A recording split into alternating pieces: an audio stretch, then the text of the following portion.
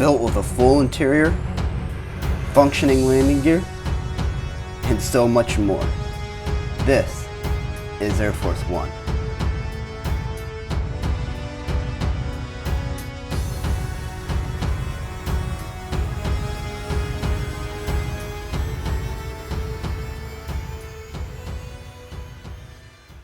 After almost 6 months of building and using an estimated 25,000 parts, this is my custom Lego Air Force One.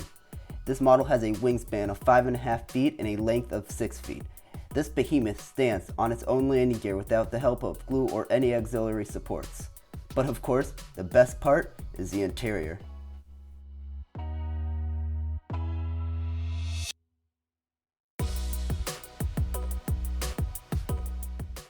Once the roof is removed, you can see the full interior.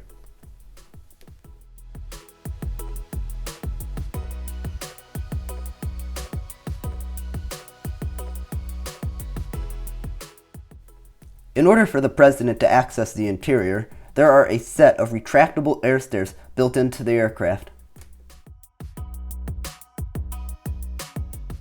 Once on board, you are greeted with 2 doors. We are going to take a left next to the Secret Service agent. The very front of the nose is the presidential suite. The presidential restroom has a dual vanity, toilet, and of course the shower. If you look closely, you can even see the gold-plated fixtures in there.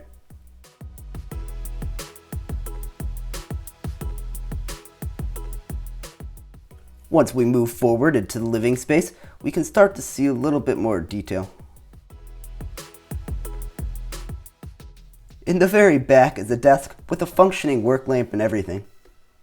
In the very front, you can see a twin bed and a couch with 2 more functioning lamps that are bolted down. As we start to move aft, we can see the president's office. This modest-sized room has a desk and, of course, the always needed coffee mug. From the other side, you can see the full-length sofa along with some fine art. The president also gets 2 lamps in his office as well. From this side, you can clearly see the interior door that leads to the stairs.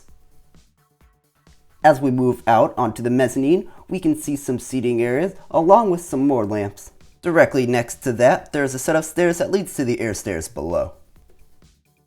Adjacent to that is the onboard medical facilities. This room is fully stocked with medical supplies and even features a fold-down operating table in case of an emergency. Directly behind that is the aircraft's galley. The galley has a functioning door that can be used to load food onto the aircraft before a flight. The kitchen has a sink and a couple of stoves to cook food. It looks like turkey is on the menu today.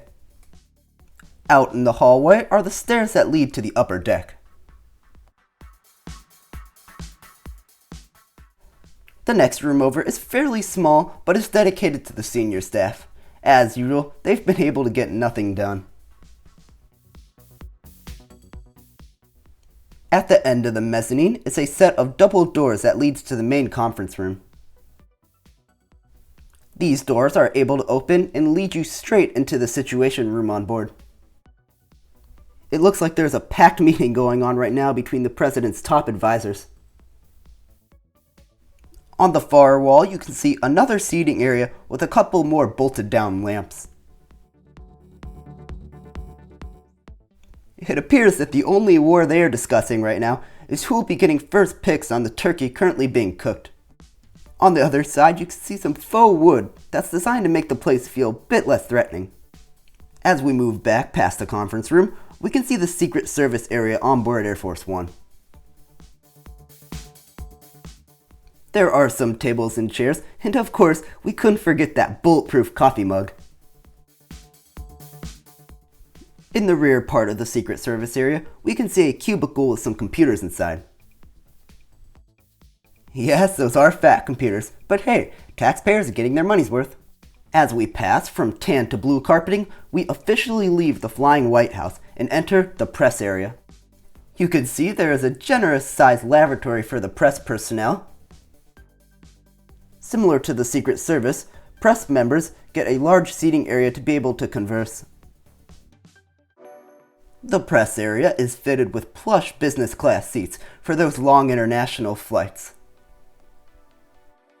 In the very back of the aircraft, you can see a founding father drinking out of a coffee mug.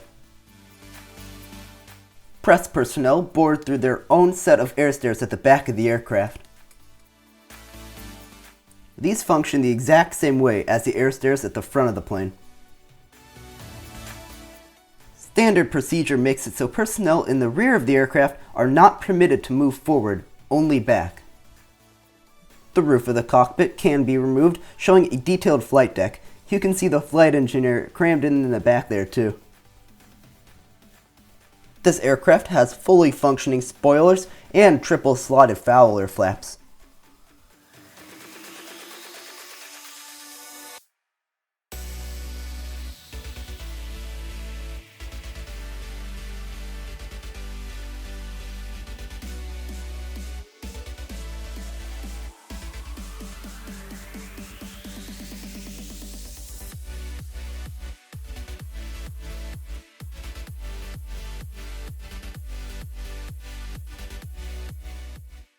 Incorporating functioning flaps into my models is always the top priority.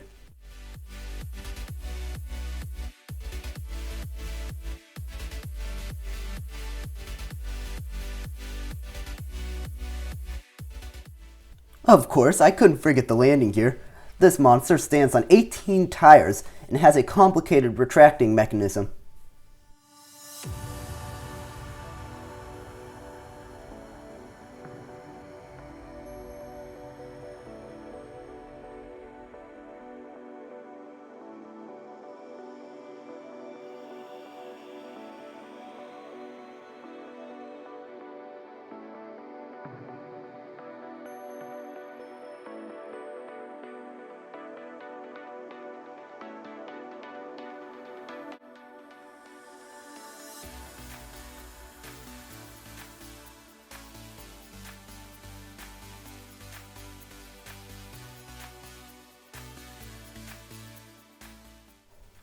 The nose gear can be retracted in a similar fashion.